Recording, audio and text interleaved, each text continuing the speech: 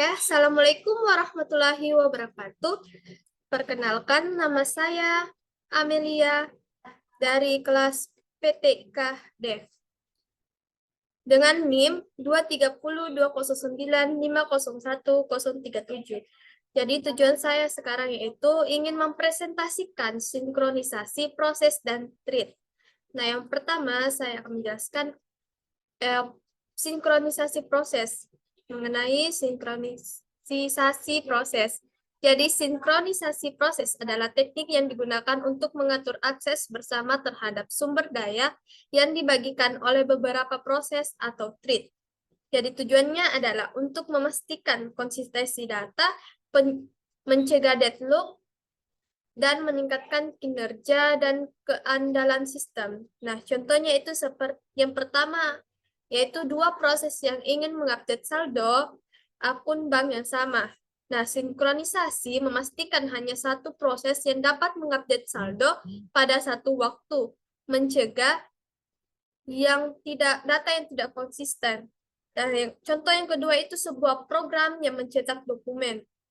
Nah, sinkronisasi memastikan semua halaman dokumen cetak sebelum program selesai, menghindari halaman yang hilang.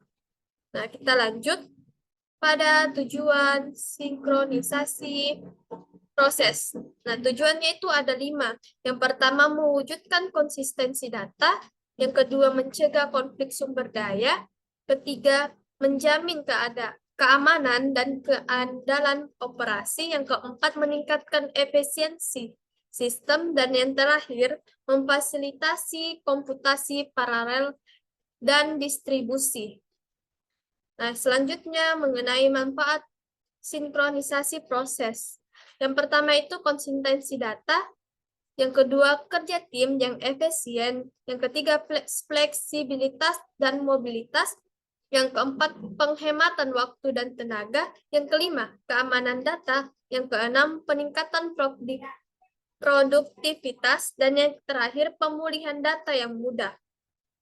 Selanjutnya mengenai kelebihan dan kekurangan sinkronisasi proses. Nah, adapun kelebihannya ada 5, yaitu yang pertama keandalan, selanjutnya koordinasi, yang ketiga efisiensi, yang keempat konsistensi, dan yang terakhir keamanan.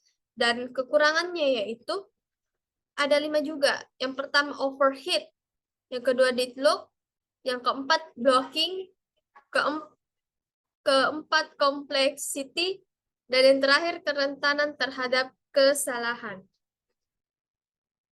Kemudian dampak sistem yang tidak sinkron itu ada 3, ada race condition, deadlock, dan critical section. Sedangkan solusi sistem yang tidak sinkron itu stretch condition, deadlock, dan critical section.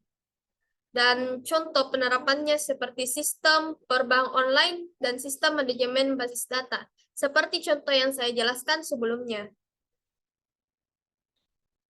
Kemudian kesimpulan. Jadi kesimpulan dari sinkronisasi proses adalah konsep penting dalam sistem operasi dan aplikasi multi-threaded. Dengan menerapkan teknik sinkronisasi yang tepat, pengembangan dapat memastikan bahwa sistem mereka berjalan dengan aman, efisien, dan konsisten.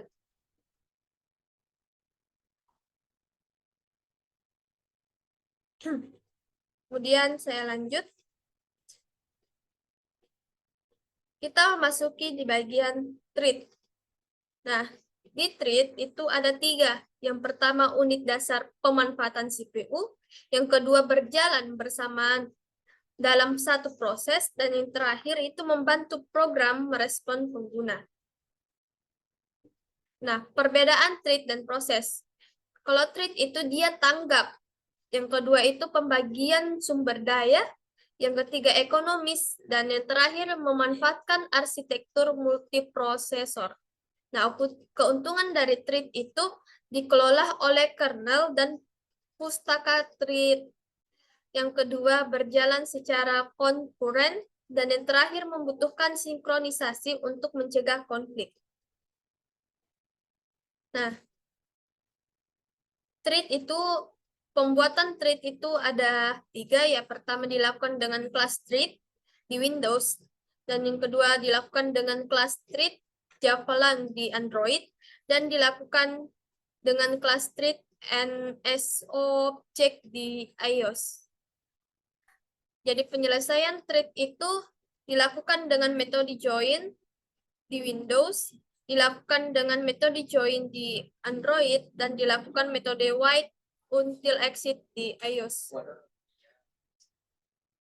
Sinkronisasi treat itu diperlukan untuk mencegah konflik, dilakukan dengan smartphone, mutex, loop, dan operator sinkronisasi.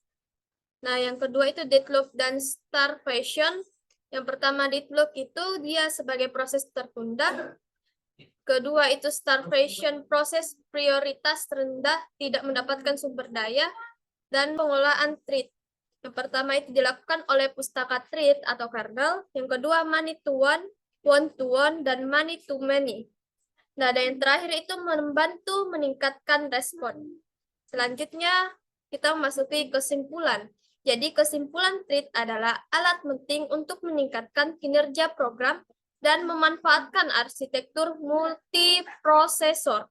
Pemahaman tentang treat dan pengelolaannya sangat penting untuk mengembangkan program yang efisien dan responsif. Mungkin itu saja. Terima kasih. Wassalamualaikum warahmatullahi wabarakatuh.